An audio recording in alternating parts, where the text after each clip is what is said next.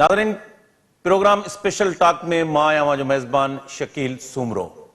Sindh United party ऐं GDA में जेको ताज़ो इतिहाद थियो आहे, उन इतिहाद जे हवाले सां GDA जा अॻुवाण तोड़े सिंध यूनाइटेड पार्टी जे सदर सैयद ज़ैन शाह जो चवणु आहे त पार्लिमानी फोरम तां सिंध एजेंडा यानी उनमें जेके 10 नुकाती प्रोग्राम आहे ऐं उन्हनि इहा उमेद ॾेखारी आहे त पार्लिमानी फोरम तां सिंध जो केस पेश कयो वेंदो। ॾिसजे त इन खां अॻु में बि अहिड़े क़िस्म जा तजुर्बा थींदा रहिया आहिनि। ख़ासि तौर ते 13 जमायती जेको चूंड इतिहाद हुयो, जंहिंमें GDA में हिन वक़्तु जेके शामिल जमायतूं हुयूं उहे उन वक़्तु बि उनमें शामिल हुयूं ऐं मुख़्तलिफ़ कॉम्प्रस पार्टियूं बि शामिल हुयूं, पर 2013 जी चूंडुनि में उहो को इतिहाद जेको आहे नतीजो न ॾेई सघियो।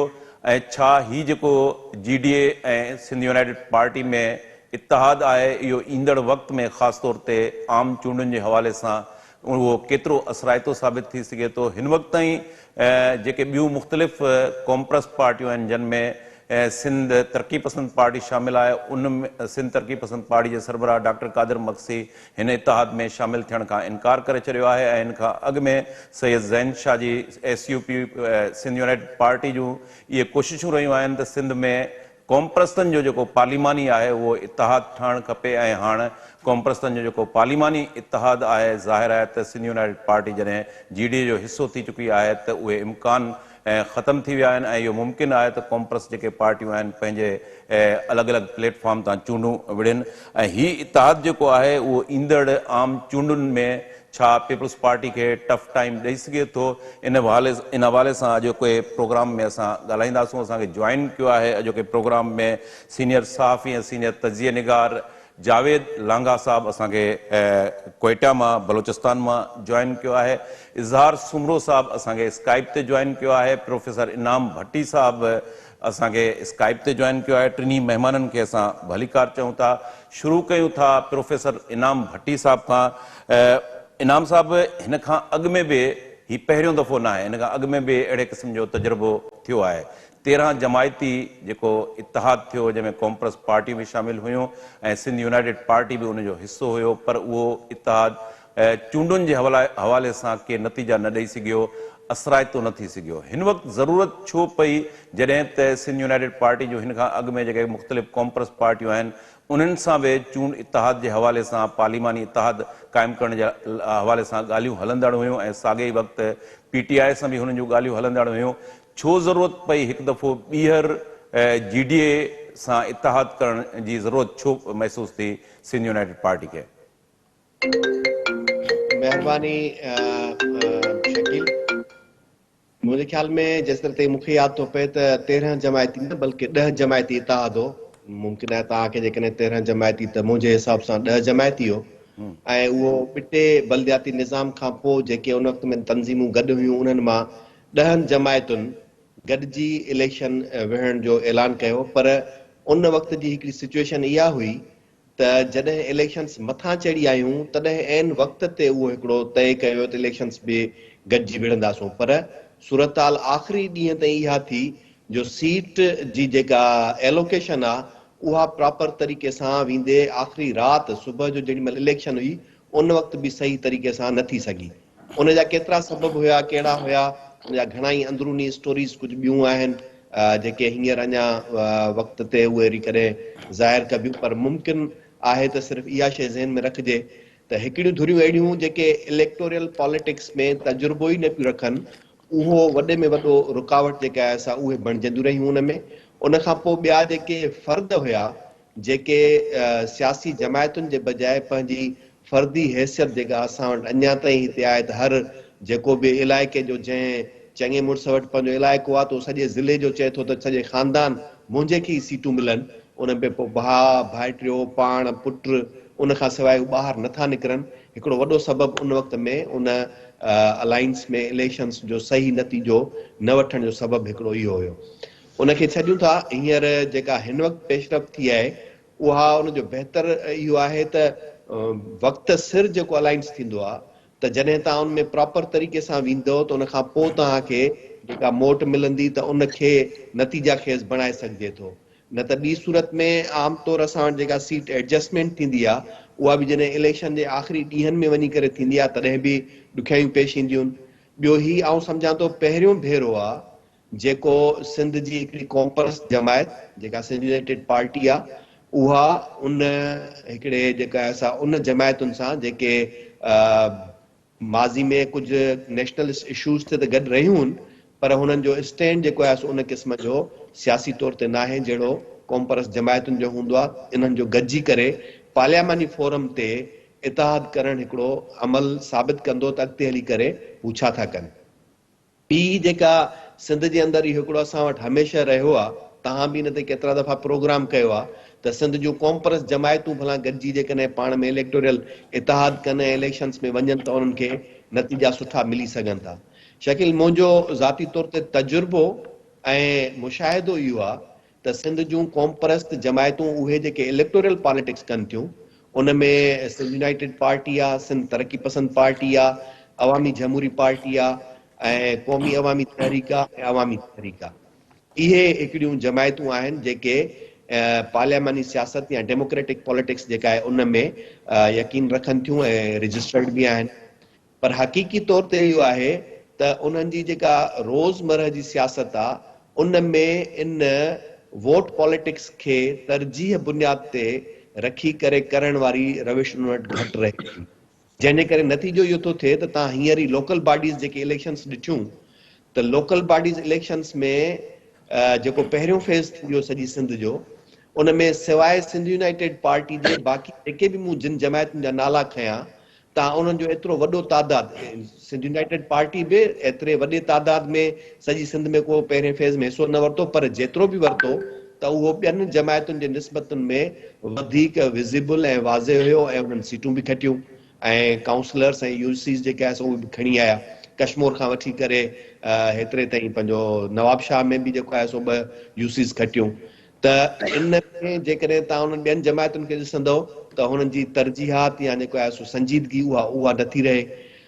हाणे बि जॾहिं ही मामिलो हुयो तॾहिं बि उन में हिकिड़ियूं शयूं इहे आहिनि त जॾहिं असांजी वोट पॉलिटिक्स में एतिरी गिरफ़्त कोन्हे ख़ासि करे नेशनलिस्ट फोर्सिस जी, छाकाणि उन हिकिड़ो मुख्य सबबु इहो आहे त वोट जेको आहे उहो क़ौमी सोच जे बुनियाद ते अञा ताईं कन्वर्ट न थियो आहे। यानी असांजो आम वोटर जेको आहे उहो पंहिंजे वोट खे क़ौमी मुफ़ाद सां ॻंढे, इहो अञा न थियो आहे। हा, जंहिं ॾींहुं इहो थी वञे जो हर वोटर पंहिंजे वोट खे पंहिंजे क़ौमी मुफ़ादनि तहत इस्तेमालु करण जी उन में इहा सोच पैदा थिए त पोइ शायदि उन जा नतीजा ॿिया हुजनि। पर हींअर जेका वोट जी सोच आहे उहा मुख़्तलिफ़ आहे, जंहिंजे करे इहा ज़रूरत पए थी त तव्हांखे कंहिं न कंहिं तरीक़े सां कंहिं सां अलाइंस करे बीहणो थो पए। कोशिश इहा बि कई वई त जेके भला 2-3 जमायतूं जेके कॉम्परस जमायतूं आहिनि उहे इलेक्टोरल पॉलिटिक्स में जेके हलनि पियूं उहे गॾिजी जेकॾहिं पाण में इतिहाद कनि, पर उहो बि उन में न थी सघियो। उनजो सिर्फ़ु नंढिड़ो ई मिसाल आहे त माज़ी में बि जॾहिं उहो 10 जमायती इतिहाद हुयो तॾहिं बि उन खां पोइ बि त हिकिड़ी रुगो सीट कासमाबाद वारी जेका आहे उन ते ई असां पाण में ठही कोन था सघूं। उते ई असांखे पाण में जेको आहे सम्झ में कोन थो अचे त कंहिंजे लाइ केरु केतिरो स्पेस ॾींदो ऐं कंहिंखे केतिरो ॾियणु घुरिजे। जावेद जो ओपिनियन शामिल कयूं था। जावेद, अवां कीअं ॾिसो था सिंध यूनाइटेड पार्टी ऐं जीडीए जे विच में जेको चूंड इतिहाद थियो आहे, न रुगो चूंड इतिहाद पर सिंध एजेंडा जे हवाले सां जेके 10 नुक़्ता आहिनि उहे बि उन में शामिल कया विया आहिनि, जंहिंमें धारनि जी आबादकारी, सिंध जी वहदत जा मामला आहिनि, जोग्राफी जो थ्रेट बि उनमें शामिल आहे। तव्हां कीअं ॾिसो था ईंदड़ वक़्त में ही इतिहाद पीपल्स पार्टी खे को टफ टाइम ॾेई सघे थो? इतिहाद जा नतीजा अव्हांखे के असराइता ईंदड़ फ्यूचर में नज़र अचनि था? जी, मां जेको डेवलपमेंट आहे हिनखे या हिकिड़ी आम सियासी डेवलपमेंट हिनखे ॾिसां थो। घणो ऑप्टिमिज़म ज़ाती तौर मूंखे हिन हिसाब बाबति कोन्हे, हिन करे जो माज़ी में इन जहिड़ा हिन सां मिलंदड़ जुड़ंदड़ जेके तजुर्बा आहिनि उहे थींदा रहिया आहिनि इलेक्टोरल अलायंस जा बि ऐं जिदोजहद जा अलायंस जेके कॉमन मिनिमम गोल्स हूंदा आहिनि पॉलिटिक्स में, वो एसएनए खां वठी जेका नेशनलिस्टनि जी पॉलिटिक्स रही आहे अलायंसिस जी ऐं पाकिस्तान जी लेवल ते जेको मज़लूम क़ौमुनि जो इतिहाद पूनम रहियो आहे उहो बि अहिड़े क़िस्म जा जेको आहे सो डायमेंशन ऐं रिफ्लेक्शन रखंदड़ इतिहाद रहिया आहिनि। ऐं हीअ इतिहादनि जो जेको दाइरो आहे उहो सिंध बेस आहे पर मां हिनखे वॾी का अहिड़ी स्टार्टलिंग डेवलपमेंट नथो ॾिसां। ज़ाती तौर एज अ पॉलिटिकल स्टूडेंट हिकिड़े माज़ी जे वर्कर तौर ऐं सहाफ़ी जेको पॉलिटिकल पंहिंजी बीट्स ऐं डोमेन कंदो हुजे, उनजी असर सां अगरि मां ॾिसां थो त मुंहिंजे लाइ थोरी हिन में डिसअपॉइंट वारो एलिमेंट जेको आहे उहो वधीक आहे। For me it's like from fry pan into the fire, माना देगड़ी मां निकिरी ॿाहिरि निकिरण वांगुरु आहे। छाकाणि जो असुल में ॾिसणो इहो आहे एज अ पॉलिटिकल डॉक्टर या जेके पॉलिटिकल माण्हू हूंदा आहिनि, ॾिसंदा आहिनि एनालिस्ट, उहे समाज में जेको आहे सियासी बीमारियूं ऐं उन्हनि जे हल ते ॻाल्हाईंदा आहिनि। जीअं डॉक्टर मरीज़ जी तशख़ीस करे रस्तो कढंदो आहे, त हीउ मूंखे को बेटर रस्तो नथो लॻे, छाकाणि इहे तजुर्बा थींदा रहिया आहिनि। असां जॾहिं सिंध में मुतबाल जी ॻाल्हि था कयूं या सिंध खे जेको लाहक सियासी जिमूद आहे, स्टेगनेशन आहे या स्टेटस को आहे, उन मां निकिरण जो रस्तो था ॻोल्हियूं, त मुंहिंजी नज़र में इहो को बेटर रस्तो कोन्हे। इहो रस्तो असां अॻु में आज़माए चुका आहियूं, छाकाणि जो SUP सिंध यूनाइटेड पार्टी जी मुंहिंजी नज़र में हिकिड़ी पॉलिटिकल लेगेसी आहे ऐं पॉलिटिकल हिस्ट्री आहे। हू जीअं ओरिएंटेशन मां निकिती आहे, उनजी ऑलटुगेदर डिफरेंट जेका आहे उहा रही आहे, ऐं तंहिं करे हुन में जेको आहे सो एक्सपेक्टेशन्स उनखां जेके आहिनि उहे बि सिंध में डिफरेंट क़िस्म जूं आहिनि। उनजो GDA जहिड़े अलायंस सां गॾु रहण या माज़ी में जेको 10 पार्टी इतिहाद आहे उन सां गॾु रहण जेके तजुर्बा आहिनि, इहे नवां न आहिनि, न वरी को एॾा रिज़ल्ट ओरिएंटेड रहिया आहिनि। छाकाणि जो सिंध में हींअर जेको मुंहिंजी नज़र में सुवालु आहे उहो इहो रहियो आहे त हिकिड़ो अहिड़ो मुतबादिल जेको पंहिंजी नेचर में कंहिं हद ताईं सावरन हुजे पंहिंजनि फ़ैसिलनि करण में, ऐं जेको सियासी मंज़रनामा हुन में मौजूदु पार्टियूं आहिनि जंहिं जूं माना ग़लतकारियूं ख़राबियूं ऐं सिंधी समाज में मायूसी पैदा कनि, उन्हनि जो को इलाज करे रस्तो कढे। त मुंहिंजी नज़र में हीउ रस्तो जेको आहे उहो उन ॾांहुं वेंदे नज़र नथो अचे। थियण त ईअं घुरिजे आहे त सिंध में SUP जी सूरत में हिकिड़ो अहिड़ी पार्लियामेंटी पार्टी हुजे आहे जेका सिंध खे हिकिड़ी नई उमेद ॾिए आहे, हिकिड़े सावरन फोर्स तौरु एग्ज़िस्ट करे आहे। जीअं हिंदुस्तान में केजरीवाल जी जेको आहे सो पार्टी जो हिकिड़ो मॉडल आहे, कांग्रेस जहिड़ी गाग पार्टी ऐं BJP जी जेका तोसी पसंद पार्टी आहे जेका मज़हब खे इस्तेमालु थी करे, उनजे विच में हिकिड़ो मिडिल क्लास जो माण्हू पंहिंजी क्रेडिबिलिटी ऐं पंहिंजे किरदार जे बुनियाद ते अवामी मसइलनि ते नारा ॾेई उहो माण्हू जेकॾहिं दिल्ली खे ऐं उन रिवायती रियासतनि खे पार्लियामेंटी मोर्चे ते लोॾे सघे थो, त सिंध में बि अहिड़ो मॉडल पैदा थी सघे थो। पर उन लाइ रोज़े रखण जी, बीहण जी ऐं एज़ अ सावरन फोर्स बीहण जी ज़रूरत आहे। सिंधी माण्हू तारीख़ में हर उन फोर्स खे रेस्पॉन्स ॾिनो आहे जंहिंमें उन्हनि खे हिकिड़ी ज़रूरत ऐं पंहिंजे मौक़िफ़ जी सावरेंटी नज़र आई आहे। हाणे इन पैमाने ते जेकॾहिं पाण ॾिसूं त GDA जेको आहे उहो हिकिड़ो जेके कंपेरिज़न में असां PP ते तनक़ीद था कयूं, त GDA बि उन जे मुक़ाबले में हिकिड़ो तबक़ाती जेको इलेक्टेबल्स जो इतिहाद आहे, जंहिंजो हिकिड़ो पंहिंजो हिकिड़ो माज़ी रहियो आहे मुकमल तौर ते। पीर साहब पागाड़े खां वठी अरबाब रहीम ताईं या जेके बि कैरेक्टर जतोई साहबान जेके बि उन मौजूदु आहिनि, उन सभिनी जी हिकिड़ी तारीख़ रही आहे सिंध जे हवाले सां बि, ऐं उनजी तबक़ाती तारीख़ रही आहे। त अहिड़ो अलायंस जेको आहे भली बज़ाहिर सिंध जे जेका नारा हुजनि, 10 नुक़्ता हुजनि, उन में सिंध जी जेका सियासी ख़ुदमुख़्तियारी आहे, एनवायरमेंट आहे, सिंध जा जेके रिसोर्सिस आहिनि उन्हनि ते भली ॻाल्हि कंदो हुजे, पर अमली तौर इन इतिहाद में जेके शामिल माण्हू आहिनि माज़ी में उहे कंहिं बि कसोट ते पूरा न रहिया आहिनि।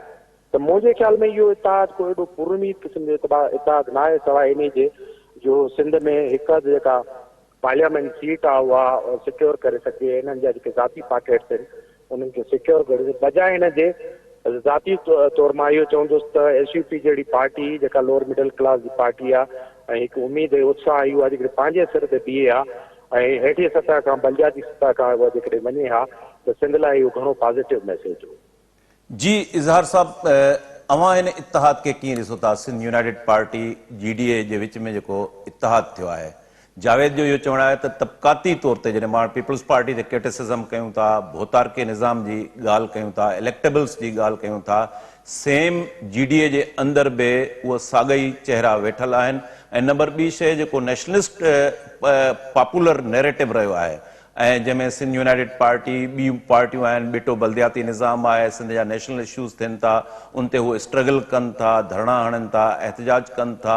छा इहो ज़रूरी न हो त उहे जेके लोअर मिडिल क्लास जो जमायतूं आहिनि उहे गॾिजी करे को पार्लिमानी इतिहाद पाण में क़ाइमु कनि हा ऐं उहो ई पीपल्स पार्टी जो मुतबादिल थी पए सघियो।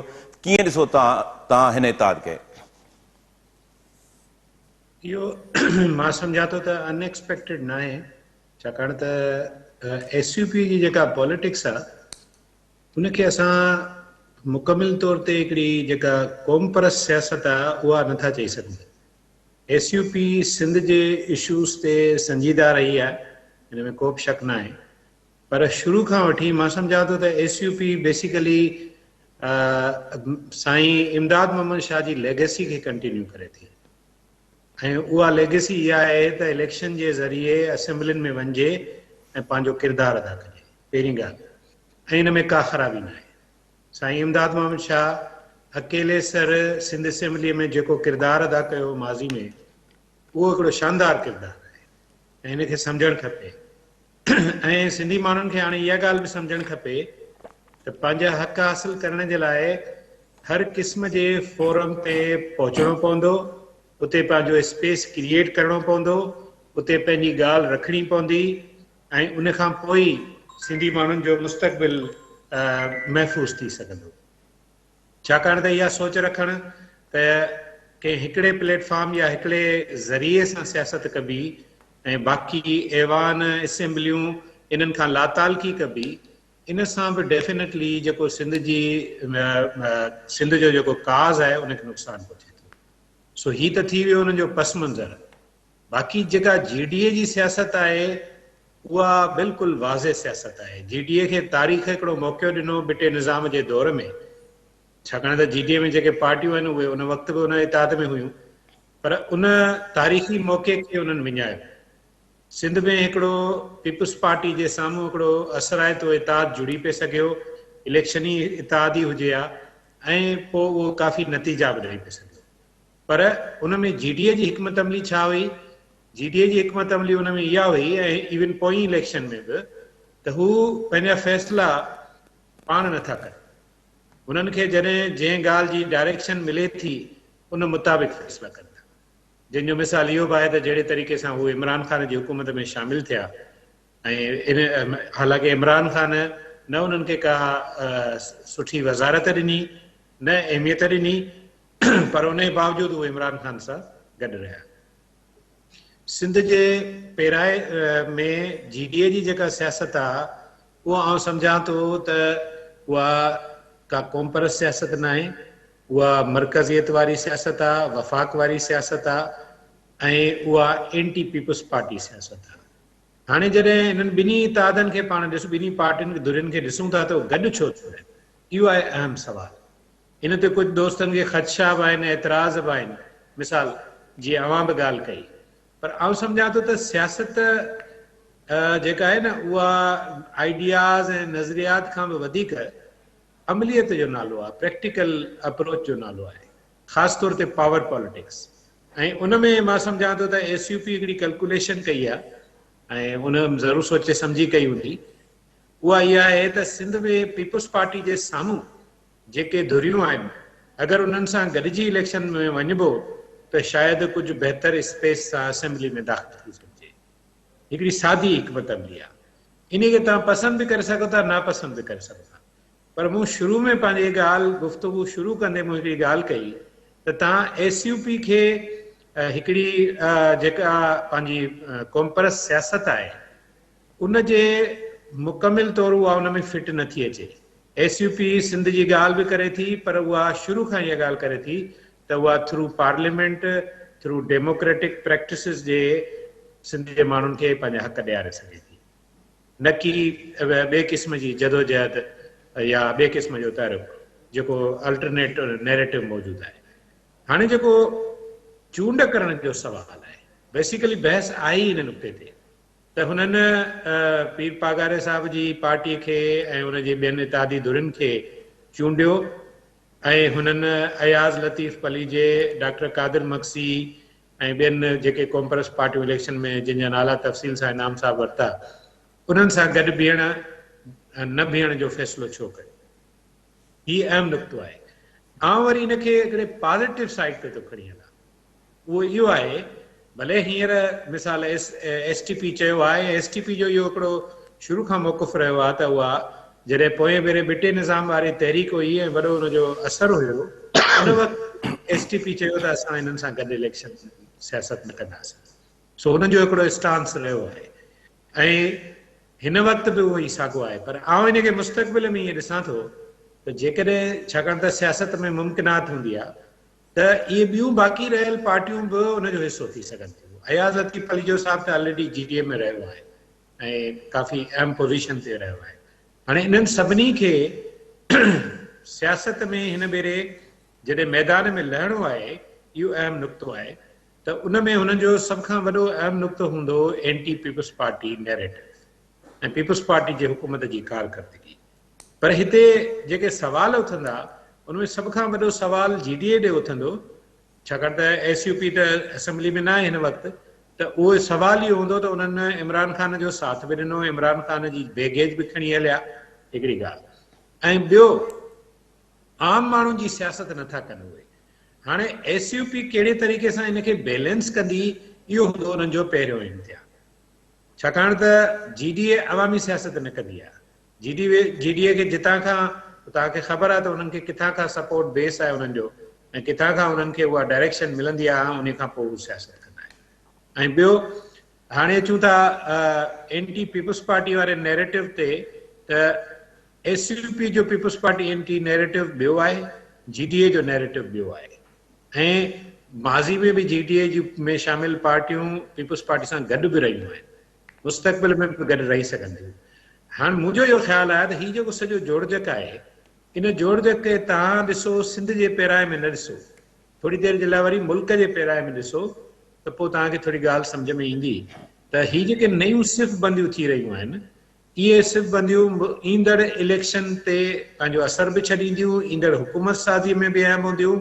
उन सॼी कैलकुलेशन खे ॾिसंदे SUP वटि ॿ चॉइसिस, इहा ॻाल्हि आहे अहम। SUP या त पीपल्स पार्टी सां गॾु थी वञे हा, या GDA सां गॾु थी वञे हा। उन्हनि ॿिन्ही मंझां SUP चूंड कई आहे GDA जी, जेका मां सम्झां थो त उनजे मजमूई नैरेटिव जे पर्सपेक्टिव में हिकिड़ो बहितर फ़ैसिलो आहे। हिन सॼी ॻाल्हि खे असांखे, जेका तव्हां ॻाल्हि हिकिड़ो नुक़्तो उथारियो त सिंध में पीपल्स पार्टी जे अल्टरनेट नैरेटिव या अल्टरनेट फोर्स वारी ॻाल्हि जेका आहे, उन में बि ॾिसी सघिजे थो। ऑफकोर्स GDA भले अवामी सियासत न कंदी हुजे, उनजो पंहिंजो तरीक़ेकार हुजे, ऐं उन जा हिकिड़ा पॉकेट्स जेके आहिनि उहे स्ट्रॉन्ग पॉकेट्स आहिनि, बदीन खां वठी ख़ैरपुर ताईं, उन में उहा सियासत करे थी, पर उहा इलेक्शनूं खटंदी रही आहे। तंहिंजे करे ही जेका जोड़जक आहे, उन में मां सम्झां थो त SUP हिन वक़्तु ताईं विन विन जी पोज़ीशन में आहे, छो त पीपल्स पार्टी ॾांहुं वञणु हुननि जे लाइ नामुमकिनात में हुयो। इन करे इनाम भट्टी साहब ॾाल्हूं था। इनाम साहब, हींअर जेका बहस थी आहे, उन में हिकिड़ी ॻाल्हि त क्लियर आहे त SUP जो जेको रहियो आहे सिंध जे हवाले सां ख़ासि तौर ते स्टैंड, उहो एंटी इस्टेब्लिशमेंट रहियो आहे। ऐं GDA में पाण ॾिसूं त GDA जे अंदरि प्रो इस्टेब्लिशमेंट आहे, ऐं GDA बि ईअं ई मैनेज थींदी रही आहे जीअं PTI मैनेज थींदी रही आहे। हिन वक़्तु जेको SUP, इन खां पहिरें बि तजुर्बो थी चुको हो, तव्हां सम्झो था त जेका चूंड इतिहाद सां गॾु जेका सिंध एजेंडा में शामिल नुक़्ता आहिनि, उहो तव्हां सम्झो था त धारी आबादकारी खां वठी सिंध जी वहादत वारो मामिलो हुजे, ॿिया मामला हुजनि, इहो इतिहाद गॾिजी तव्हां हली सघे थो ऐं को नतीजो ॾेई सघे थो। ॿी जेका इज़हार ॻाल्हि कई त ज़ाहिर आहे त GDA हिकिड़ो मर्कज़ियत पसंदि आहे ऐं हीअ कॉम्प्रस्त नैरेटिव खणी हले थी पई, त उन सां हिकिड़ो इम्प्रेशन इहो जुड़ियो आहे त ज़ैन शाह जॾहिं एंटी इस्टेब्लिशमेंट ॻाल्हि कंदो त उनजो असेंबली में पहुचणु ॾाढो ॾुखियो हो, छाकाणि त मथां जेसि ताईं क्लीयरेंस नथी मिले त तेसि ताईं असेंबली में नथो पहुची सघे। हाणे तव्हांखे लॻे थो त ज़ैन शाह जॾहिं GDA में शामिल थियो आहे त इहे इम्कान आहिनि त ज़ैन शाह असेंबली में पहुचणु हाणे उनजे लाइ आसान हूंदो? शकील, मुंहिंजे ख़्याल में इहे कुझु शयूं जेके आहिनि असांजे पंहिंजे ज़हन जी सोच हूंदियूं आहिनि। कुझु शयूं ज़रूरी न आहे त ईअं ई हुजनि। जेकॾहिं ईअं हुजे हा त पोइ जेका पश्तून जेका तहफ़ुज़ मूवमेंट आहे, उन जा माण्हू असेंबली में, नेशनल असेंबली में कीअं था पहुचनि, बलोच नेशनलिस्ट जेके आहिनि उहे कीअं था पहुचनि, त इहो लाज़मी न आहे सिर्फ़ु इन जे ई करे आहे त सिर्फ़ु स्पेस तव्हांखे तॾहिं मिलंदो जॾहिं तव्हां इस्टेब्लिशमेंट जे धुरियुनि सां गॾु हूंदो। इस्टेब्लिशमेंट खां सवाइ बि स्पेस तव्हांखे तॾहिं थो मिले जॾहिं तव्हां वटि वोट जी जेकॾहिं एतिरी सघ आहे। ऐं ॿी जेका अहम शइ आहे उहा इहा आहे त GDA जे लाइ कहिड़ी बि सोच रखंदा आहियूं, ॿिटे बलदियाती निज़ाम ते कंहिंजी सघ हुई जंहिंजे करे इहे सभु शयूं वापसि थी सघियूं? छा उन वक़्त में पीपुल्स पार्टी जो पंहिंजो फ़ैसिलो हो या उहो इस्टेब्लिशमेंट जो ई फ़ैसिलो हो त सिंध जे अंदरि कंहिं तरह सां इंतिज़ामी तौर ते ॿिनि हिसनि में उनखे विरहाइजे? ऐं सम्झां थो इस्टेब्लिशमेंट जो फ़ैसिलो, ऐं इस्टेब्लिशमेंट सां उन वक़्त में पीपुल्स पार्टी गॾु हुई, MQM गॾु हुई, पर उनखे जेकॾहिं टफ टाइम ॾिनो त उहो सभिनी जॾहिं गॾिजी उन में जेके मौजूदा वक़्त में GDA में तंज़ीमूं आहिनि उहे बि हुयूं, त ॿियूं तंज़ीमूं बि हुयूं, JUI बि हुई उन में, न रुॻो उहा हुई पर कराची जे अंदरि केतिरियूं ॿियूं नंढियूं जेके जमायतूं आहिनि उहे बि शामिल हुयूं। त उहा शइ सिर्फ़ु इहा ॾिसणु खपे त अमली सियासत में तव्हांजो तिर्ज़ अमल कहिड़ो थो रहे, माण्हुनि खे कहिड़नि बुनियादनि ते गॾु खणी था हलो। न सिर्फ़ु इहो पर तव्हांखे इहो बि शायदि यादि हुजे जेकॾहिं त ही साॻियो जेको हींअर क़ौमी असेंबली में सूबनि ठाहिण जे लाइ जेको बिल पेश थियो आहे, कमेटी जेका ठाही वई आहे, या जॾहिं परवेज़ मुशर्रफ जी क्यू लीग जी हुकूमत हुई त तॾहिं बि उन वक़्त में अहिड़ी कोशिशि कई वई ऐं उन वक़्त में नेशनल असेंबली में बिल टेबल थी चुको हो। ऐं उन वक़्त में सिर्फ़ु चौधरी शुजात हुसैन सां सैयद जलाल महमूद शाह जी ॻाल्हि ॿोल करण जे नतीजे में हुननि उहो बिल वापसि वरितो। ऐं उहो छाजे करे वापसि वरितो? छाकाणि त उहो पर्सनल बेसिस ते उन्हनि चयो त इन सां सिंध जे अंदरि जेको नुक़सानु थींदो, असांजो विरहाङे जो हिकिड़ो ख़दशो आहे, सूबा जेके आहिनि तव्हां वटि त ठहनि न ठहनि पर असां वटि कराची जे अंदरि इहा सूरत हाल थींदी, तंहिंजे करे उहा शइ थी। त तंहिंजे करे सिर्फ़ु इन सां न ॾिसणु घुरिजे। ऐं ॿी जेका शइ आहे, जेकॾहिं दिल्ली जहिड़ी सूरत हाल हुजे, असां वटि जुडिशरी ऐं इलेक्शन कमीशन एतिरी आज़ादु हुजे त पोइ त आउं सम्झां थो सॼी सिंध जी इलेक्शन अयाज़ नथी, पली जो ई खटे वेंदो। उन खां वधीक केर बि जेको आहे सो केजरीवाल जे मुक़ाबले जो कोन थो थी सघे। तंहिंजे करे पंहिंजी हिते असांखे मक़ामी सूरत हाल खे ॾिसणु घुरिजे त असां वटि इलेक्शन कमीशन ऐं जुडिशरी केतिरी आज़ादु आहे ऐं पॉलिटिक्स केतिरी आज़ादु आहे। त उन जे करे हिते जेॾी महिल असां इलेक्शन्स जा जेके इतिहाद थियनि था उन में इन खे नज़र में रखियो वञे थो त तव्हां कुवत कीअं बणिजंदव। छाकाणि उनजो हिकिड़ो ॿियो जेको वॾो पासो आहे उहो इहो आहे त जेके इलेक्टेबल्स आहिनि, जेके चूंड में हिसो वठंदड़ माण्हू हुजनि था, उहे इन शइ ते नज़र रखंदा आहिनि त ईंदड़ हुकूमत कीअं ठहंदी ऐं कंहिंजी ठहंदी। ऐं ॿियो हू उहो ॾिसंदा आहिनि त जेका धुर आहे उनजी ताक़त केतिरी आहे। जेकॾहिं भले सिंध जूं जेकी 4 क़ौम जमायतूं पाण में गॾिजी इतिहाद ठाहिनि ऐं ऐलान कनि त सॼी सिंध मां केरु माण्हू असां खां टिकेटूं वठे, त तव्हां पाण ॿुधायो कहिड़ा माण्हू हूंदा जेके उन्हनि खां टिकेटूं वठंदा?